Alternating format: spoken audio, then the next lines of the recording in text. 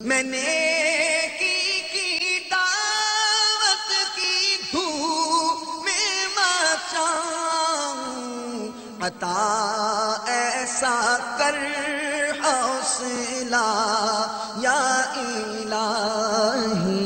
دنیا میں کوئی کسی بھی وجہ سے سٹرونگ ہو جائے، چاہے فزیکلی جناب اپنی طاقت کے بل بوتے پر، مال کے بل بوتے پر، اقتدار کے بل بوتے پر، اب اس کا انداز ہی لائف اسٹائل ہی بدل جاتا ہے۔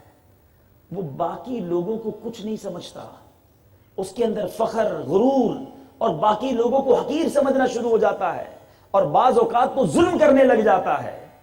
مگر میرے نبی وہ ہیں کہ اتنا بڑا مرتبہ ہے، اور حال یہ ہے کہ اپنی سواری پر صحابہ کہتے غلاموں کو بٹھا لیا کرتے۔ کوئی غلام دعوت دیتا تو میرے آقا اس کے گھر دعوت میں چلے جایا کرتے۔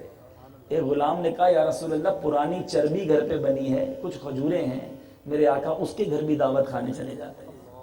اللہ کے نبی ہیں، کونین کے والی ہیں، فرشتے جہاں حاضری دیتے ہیں۔ سرکار دو عالم صلی اللہ علیہ وسلم اپنے گھر کے کام کاج خود کیا کرتے۔ جب میرے آقا ملاقات فرماتے، کوئی ہاتھ ملاتا، آقا اس وقت تک ہاتھ واپس نہ کھینچتے جب تک سامنے والا ہاتھ نہ چھڑاتا۔ نبی پاک صلی اللہ علیہ وسلم سے کوئی بات کرتا تو اپنا کان قریب لے جاتے، اور اس وقت تک اپنا کان نہ ہٹاتے جب تک وہ اپنی بات پوری نہ کر لیتا۔ بچے آتے میرے آقا ان سے آپ سے بات کرتے، بچے آتے انہیں محبت سے پیش آتے، غلام آتے، ارے غلاموں کے ساتھ سلوک دیکھو۔ حضرت انس خادم خاص ہیں، کہتے ہیں 10 سال نبی کی خدمت میں رہا، 10 years، کہتے ہیں 10 سال میں میرے آقا نے کبھی مجھے نہیں ڈانٹا، کبھی مجھے نہیں جھڑکا، بلکہ کبھی یہ بھی نہیں کہا کہ اے انس یہ کیوں کیا، اور کبھی یہ بھی نہیں کہا اے انس یہ کیوں نہیں کیا۔ اس قدر شفقتیں اور محبتیں، ایسی عاجزی اور انکساری نبی پاک میں ہے۔ ارے جو رب کے حبیب ہیں، اور آج ہمیں تھوڑا سا منصب، تھوڑا سا اقتدار، تھوڑی سی دولت، تھوڑا سا جناب جاہ و حشمت، تھوڑی سی طاقت مل جائے تو دوسروں کو حقیر سمجھنے لگتے ہیں۔ ایسا کبھی نہ کرنا، کہ تکبر اس قدر برا فعل ہے۔ آپ نے وہ حدیث بار بار سنی ہوگی کہ جس کے دل میں رائی کے دانے کے برابر تکبر ہوگا وہ جنت میں نہیں جائے گا۔ مگر آج ہم کہتے ہیں ہم تکبر نہیں کرتے، لیکن ذرا غور کیجئے، کوئی غریب ہم سے ملنے آتا ہے تو کیا خوش دلی سے ملتے ہیں؟ کوئی غریب آدمی ہمارے ساتھ بیٹھ کر کھانا کھایا ہمیں اچھا لگتا ہے؟ کیا ہم اپنے گھر کے خانسامہ، ڈرائیور، چوکیدار، ان لوگوں سے ملاقات کرتے ہیں، ہاتھ ملاتے ہیں، ان کی طبیعت پوچھتے ہیں؟ یہ جو کبھی مسجد میں جاتے ہیں، مسجد کا خادم ہوتا ہے، مسجد کا چوکیدار ہوتا ہے، اس سے بات کرتے ہیں؟ غور کیجئے، امیر کی دعوت ہو تو ہم سارے پہنچ جاتے ہیں، کیا اسی محبت سے غریب کی دعوت میں بھی جاتے ہیں؟ میرے آقا تو غلاموں کے یہاں بھی جاتے ہیں۔ اور یاد رکھیں، امیر کی دعوت میں نہ جائیں تو کوئی مسئلہ نہیں، اس کے پاس بہت ہے جانے والے۔ کسی غریب کی دعوت میں جائیں، زندگی بھر یاد رکھے گا، آپ کو دعا دے گا، پتہ نہیں کتنی مصیبتیں آپ کی دور ہو جائیں گی۔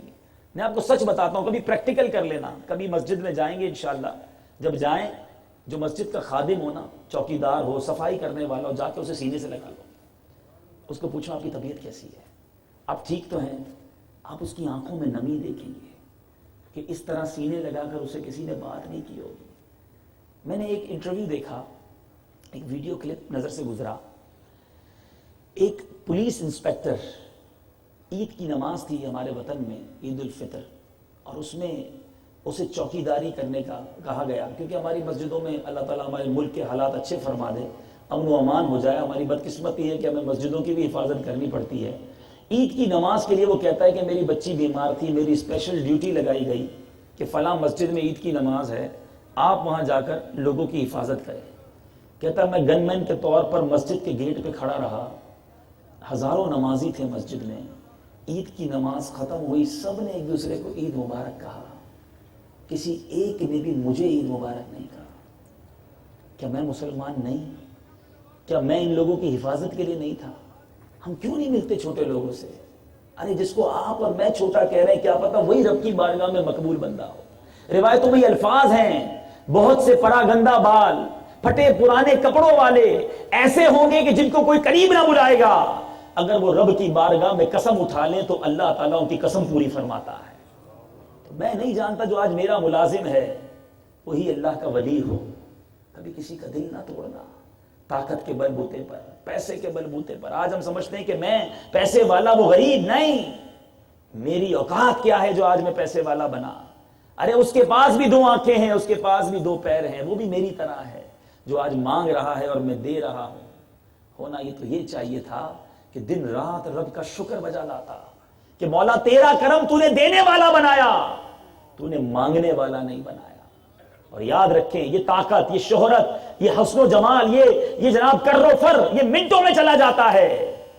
جب تقدیر کا چکر گھومتا ہے. بزرگ یہاں بیٹھے ہیں، انہوں نے دیکھا ہوگا کہ چند دنوں میں امیر آدمی کا لاش ہو جاتا ہے، حسین و جمیل ہاسپٹل کے بستر پر پہنچ جاتا ہے. تو کبھی اپنی طاقت پر، کبھی اپنے جناب مسلک پر، کبھی اقتدار پر، کبھی دولت پر فخر اور غرور مت کرنا. میں نے کی دعوت کی دھوم میں مچاؤں، عطا ایسا کر حوصلہ یا الہی.